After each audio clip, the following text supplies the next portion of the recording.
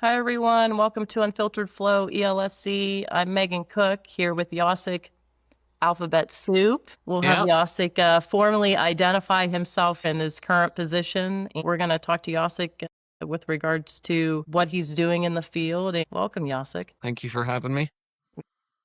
This is definitely a first for me. Pronunciations, it's Polish. No, even Polish people have a hard time saying it, so not an easy one. I remember the first time I met you, I don't know how many years ago, and you just said, Yeah, my friends say Jacek Alphabet Soup. yeah, it's easiest. So, Jacek, you are a regional sales manager at LHY Powertrain, right? Correct. Formerly Lindy Hydraulics. Yeah, yeah.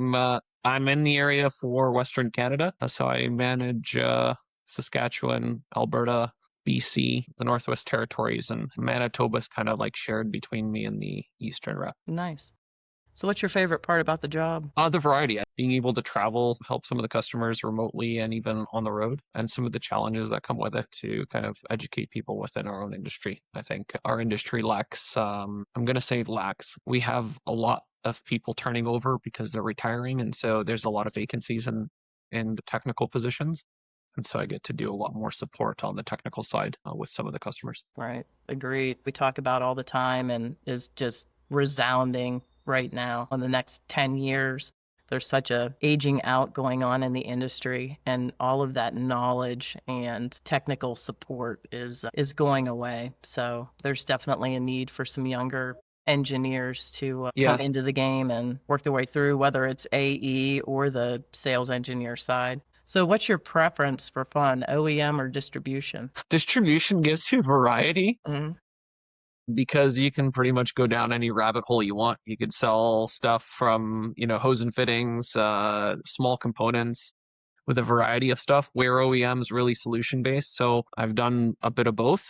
And I think it kind of determines, it depends on what you want to do. If you want to be more project based and you're okay with, sitting down and hashing out a project over 6, 7 months, then OE is great, or application kind of specific version. But if you like the go and flow of picking up the phone, taking phone calls, making orders, and calling the desk and getting the people to process it, then distribution's a really good way to do that. I mean, distributors still have some OEMs that they work with, but I think they focus on mainly supporting their aftermarket stuff. So Yeah, selling I service agree. is another thing, right? For distributors. So if you have a really good service support network on your end, and you have a good shop with some good mechanics, you can really do well with supporting some of your customers through service. Yeah, and that's huge. That's a game changer and a big part of what sets distributors apart across the industry, hands down.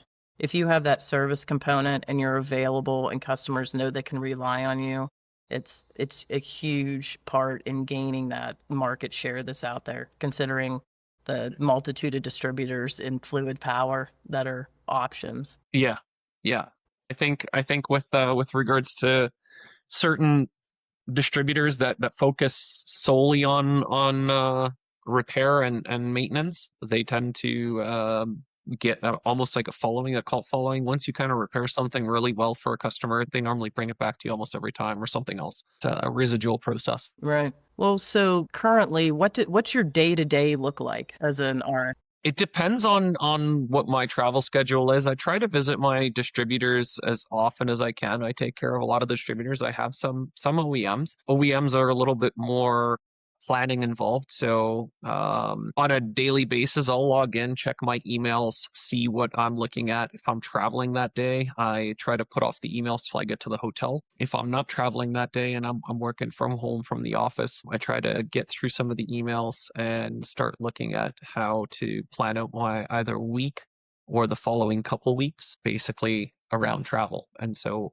what are your goals when you're visiting your customer, whether it's updated training or um, sometimes you got warranty issues that you need to discuss. So you got to kind of lay out these plans as to what your goals are when you're visiting these customers, and try to make it target oriented. And sometimes when you go to a distributor, they'll ask you, hey, do you have some time to go to a customer of ours and have a sit down?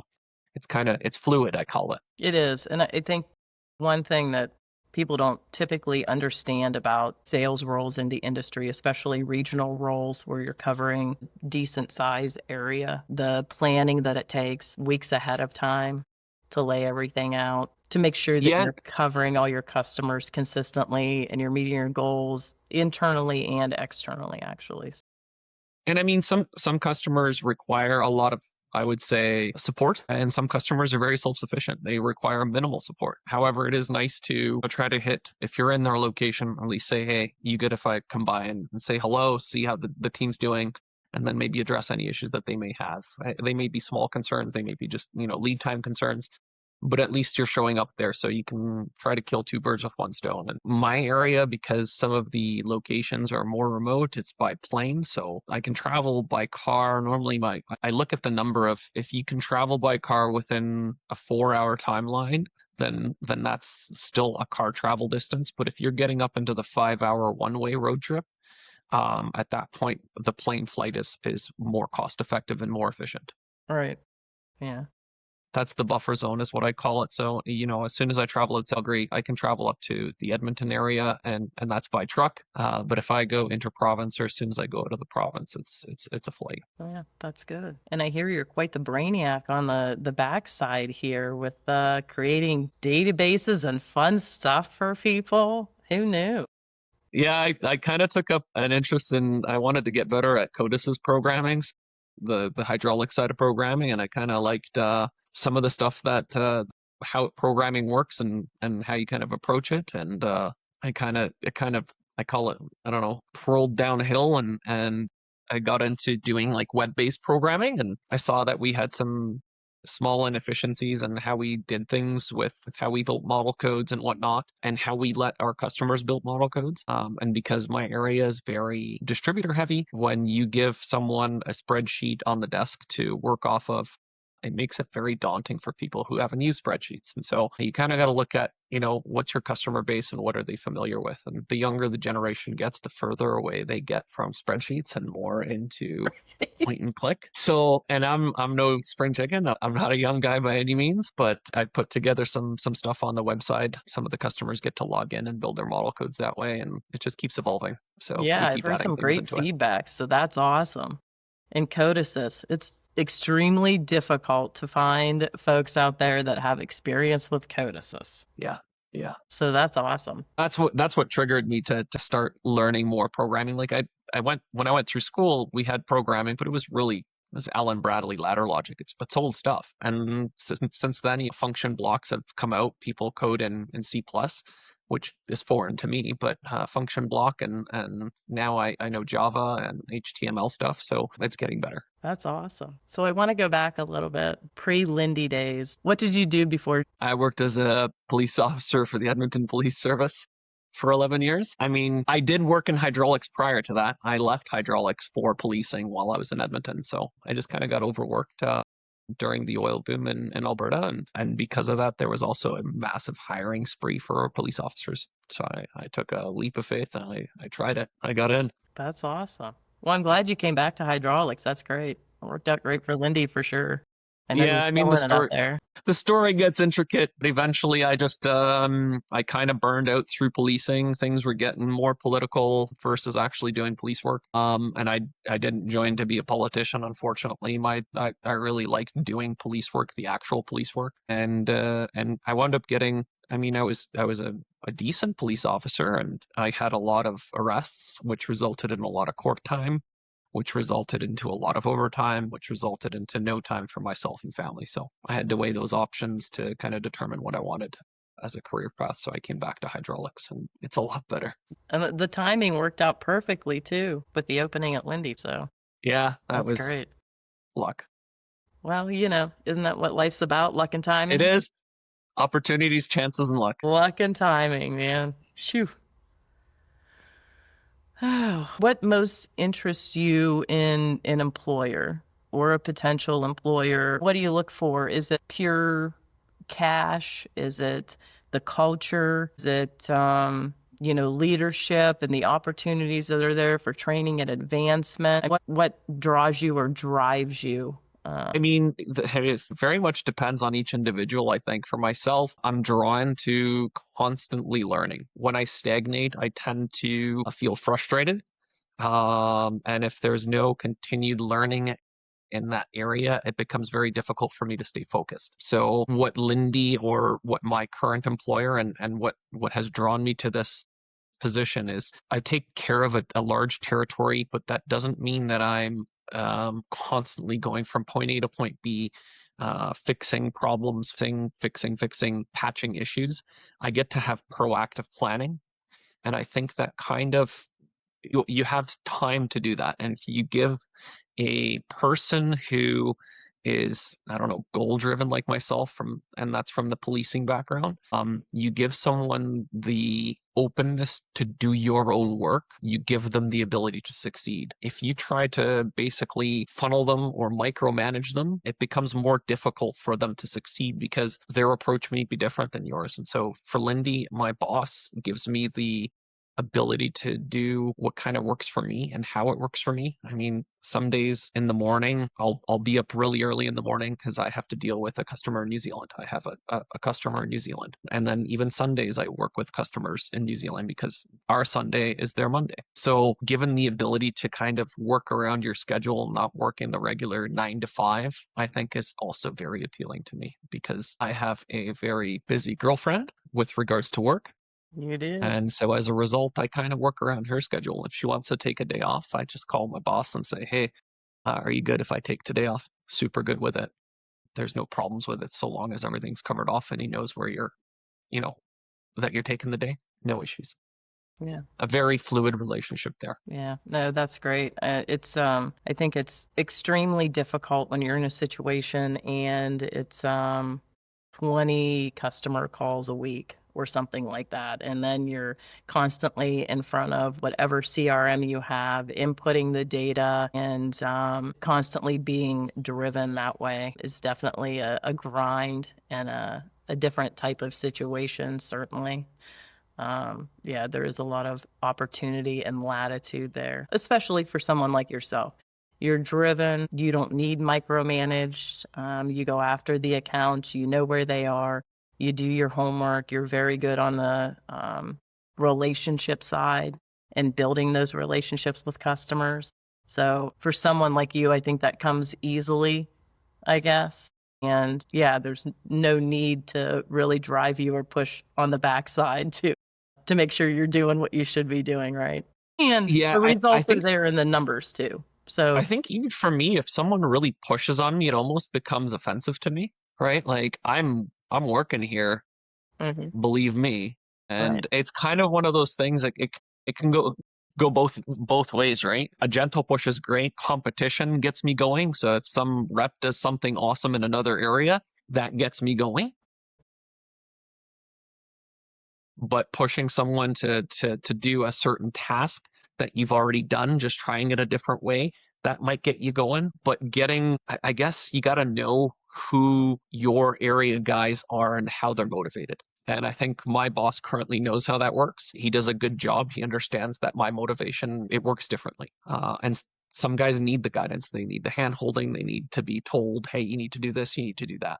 And I think again, falling back on the policing background, being able to talk to people, being able to converse on cold calls is not something that I have an issue with because that was every single day of my 11 years. All right. That's an excellent point you bring up too with sales leadership, and truly understanding the folks that work for you and what they need and what drives them is what I think innately makes you a better leader. That understanding, because everybody's different. Everybody is driven by different things. Everybody's personality is different. Everybody's shortcomings are different, right? And, that's something that I didn't realize until, later in my career that, and you know me, I'm kind of like hammer. I see nails, I guess is is the best way to Yeah, put it. yeah. And, as you get older and your perspective changes and you grow, I think that's one of the biggest things I took away from leadership role that I wish I would have had at the start of it. truly understanding your resources and what they need and how to drive them in that way, basically, and assist them in doing better. Yeah, and I think, what are your, I would say the management needs to look at what your employees look for as a way to feel like they've succeeded. That's one thing that I think is overlooked is, some person might want the monetary reward at the end of the year because he did a good job. Another person just might want to be recognized that he did a good job. Yes. And there's a completely different approach to that. Uh-huh. And sometimes I think management has a difficult time in certain other companies. With this one, I don't have that issue, but with other companies I've been at, they have a hard time wrapping their head around that, understanding what makes an employee feel like they're part of the team and Valued. valued. Valued. That's the word. Yeah, that's actually, and I just posted about this on LinkedIn, but stay interviews as opposed to just exit interviews. Yeah. And it's one of those things, again, I wish I would have thought about or read up on years ago. But doing an annual, not just an employee evaluation or as part of the employee evaluation, right? Those stay interviews where you say, okay, what do you need? What are you looking for? What would you like training on?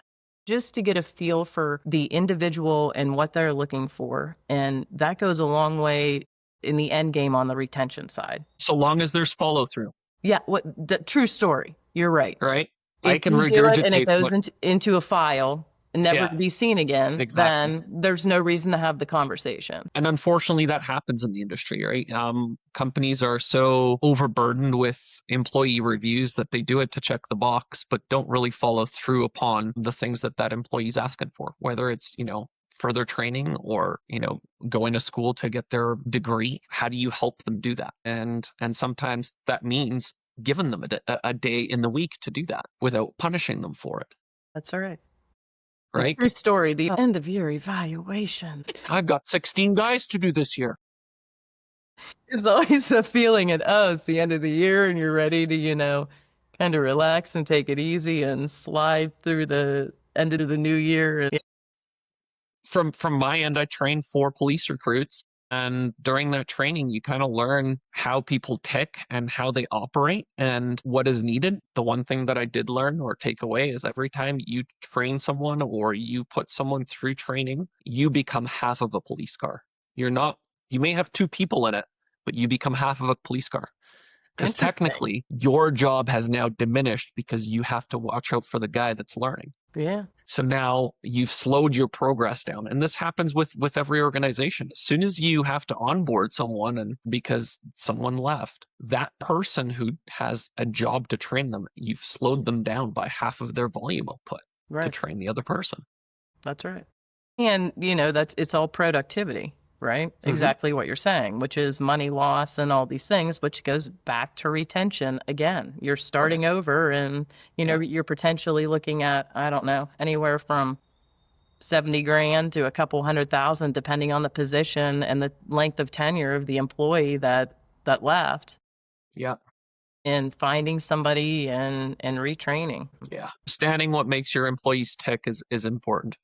Yeah, it's and huge. an essential part. Huge. Definitely an initiative that companies need to get on board with. So, agreed. Well, hey, buddy. I so much appreciate your time today. I know you're busy. Great to see your face. Likewise. I miss seeing all my peeps out there and traveling and visiting customers. But, until I see you again, maybe Con Expo, huh?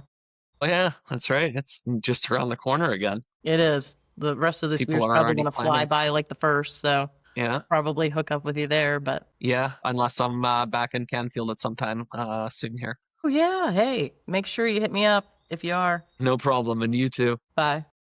Bye.